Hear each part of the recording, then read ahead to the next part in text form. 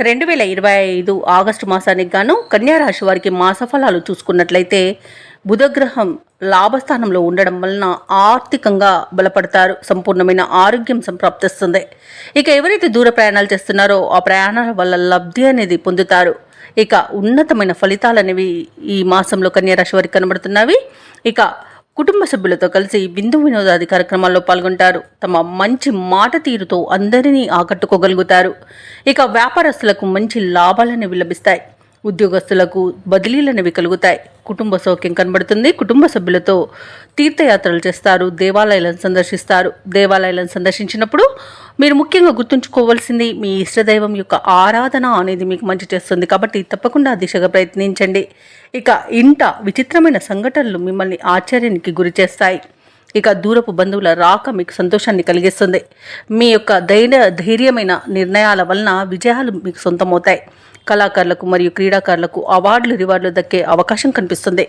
ఇక ఈ మాసంలో కుజ రవి శుక్ర గ్రహాల అనుకూలత లేని కారణంగా ఉద్యోగస్తులకు ఉన్నతాధికారులతో విభేదాలు కలుగుతాయి. మాట పట్టింపులుంటాయి.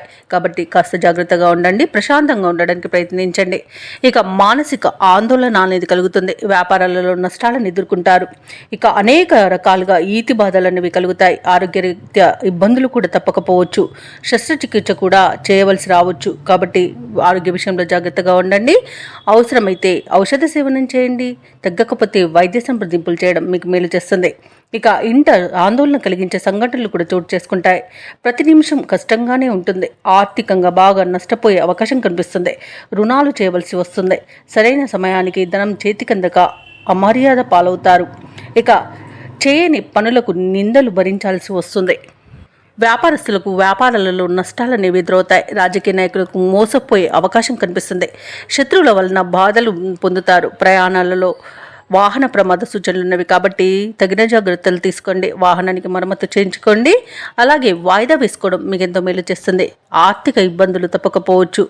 కాబట్టి ఈ మాసంలో కన్యా రాశి వారు మంచి ఫలితాలను పొందడానికి సూర్య నమస్కారాలు చేయండి. అలాగే శివాలయ దర్శనం మీకు మేలు చేస్తుంది.